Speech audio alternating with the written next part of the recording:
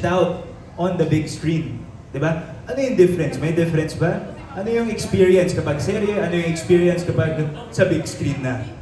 Of course po, malaking difference po yung sa series po and sa film. First of all, iba po yung acting po sa soap and iba rin po yung acting sa pelikula.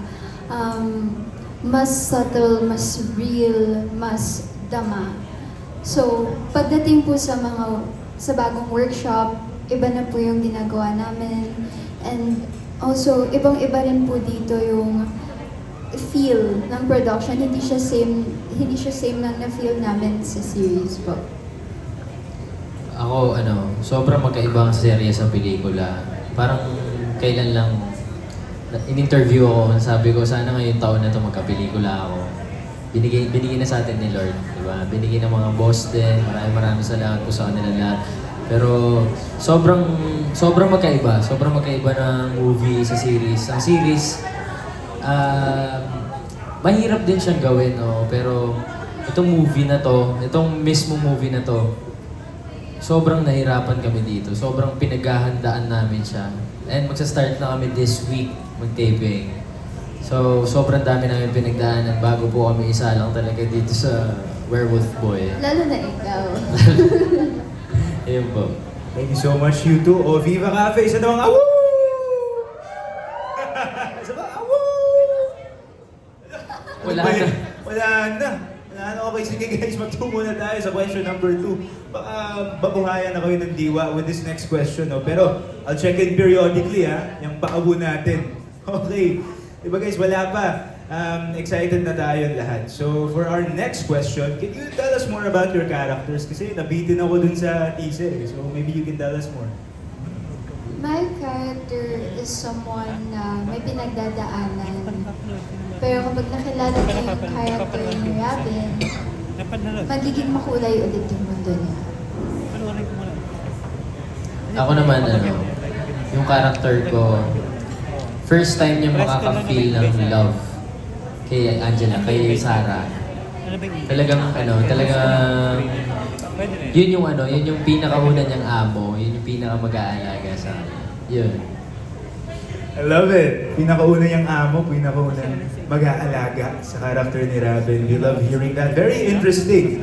Di po ba? So guys, ano ba yung mga binabasa nyo leading up to this? Diba? Sabi nyo nga, rigid yung preparation nyo leading up to this very first ultra mega project of yours.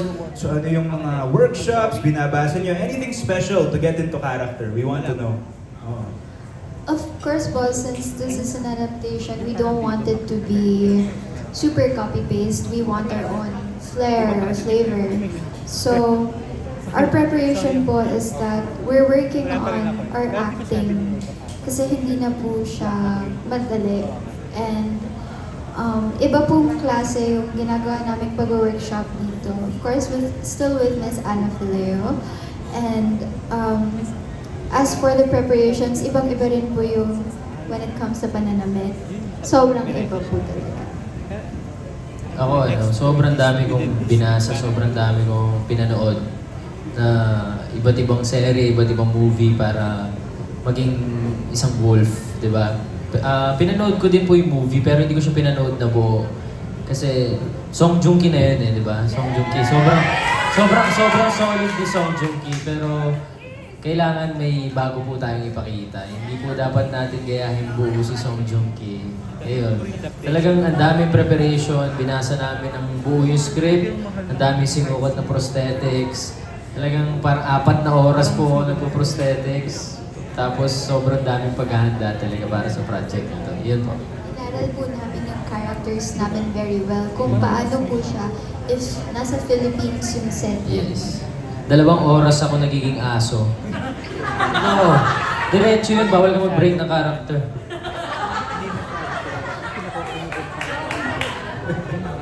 Yan ang method, no? Talagang dedication to the craft. Pero gusto ko yung sinabi nila, no? Talagang gusto nila palitawin yung interpretation nila as Robin and Angela. Kaya papanoorin natin, di ba? Yes! Yes! Yun! Papanoorin natin yan. For sure kami. Sabik na ako nga Bilang isa sa mga naglalayag din sa kanila. I'm so psyched, I'm so hyped for this project. And you know, Robin, Angela, this is a pivotal point in your career. No? I'm so glad na kausap ko kayo kasi ito yung only time talaga na makakausap namin kayo leading up to that big project, diba? Kasi starting very soon. Yan na, magdedire-diretso na, magtutuloy-tuloy na. So this is a very unique point, a unique juncture in your project. How does it feel? Any nerves? Kabado? Nangingibabaw ba yung excitement? Yung kaba, yung excitement? Yeah. Ako po, sobrang pressured ko po talaga. And ang daming times na iniisip ko na, I'm not ready, I'm not ready. Pero you know what I realized? No one is actually ready. You just decide. You decide to jump, and you go. So kahit, yes, Miss Anna yun. And natutunan ko po na okay lang maging matapang. Ilang maging Para sa pangarap. Wow! Ako naman itong project na to, hindi sa totoo lang, sobrang kabang-kaba pa din ako kasi hindi pa naman po ako ganun kagaling umarte. Hindi pa kami ganun kagaling umarte pero kahit di ako ganun kagaling umarte, matagal ko na po talagang hinihingi ito. Matagal ko nang pinagdadasal to na sana bigyan niyo ako ng acting piece talaga. Magaling naman po siya. Hindi yun po kasi, di ba? Parang yun yung pinaka-hinihiling ko. Gusto ko pong mapakita sa tao na gagawin ko lahat para makaarte. Ito pong pelikula na to, ito yun. Hindi siya, parang bago po siya sa amin eh. Nasanay kami na rom-com. Pero ito talagang kailangan namin siyang ibigay lahat. Character work to para sa akin. Hindi na ako, parang bagong emosyon na yung mararamdaman ko dito. Sobrang kakaiba niya para sa akin. Kaya kabang-kaba ako. Opo, at nakaka-pressure din po na kailangan ma-differentiate po namin yung characters namin from SDP to Werewolf Boy. Dapat distinct po talaga, hindi po pwedeng interchangeable kasi otherwise hindi po effective po yung pag-portray sa characters. And yun po yung gusto namin ibigay. Gusto po namin bigyan ng hustisya yung characters po kasi sobrang ganda po ng storya na to. No, tapos 'di ba sobrang sikat pa nito sa Korea. Yes Kaya po. sobrang, parang first movie yata to ni Song Joong Ki, idol ko yan di ba? Tapos ngayon gagawin natin yung adaptation ng pelikula niya, kaya dapat maayos to, di ba? Yun po. Thank you guys.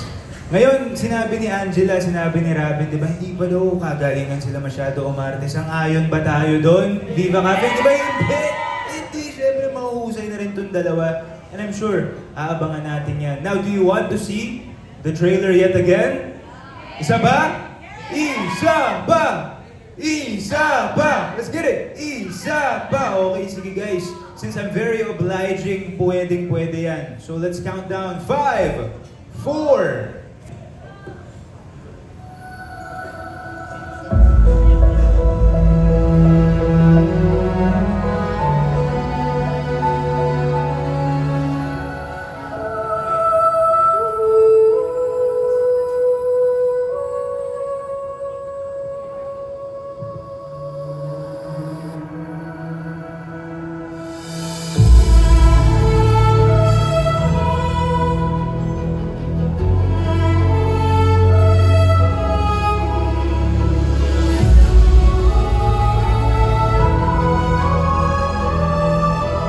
Good boy.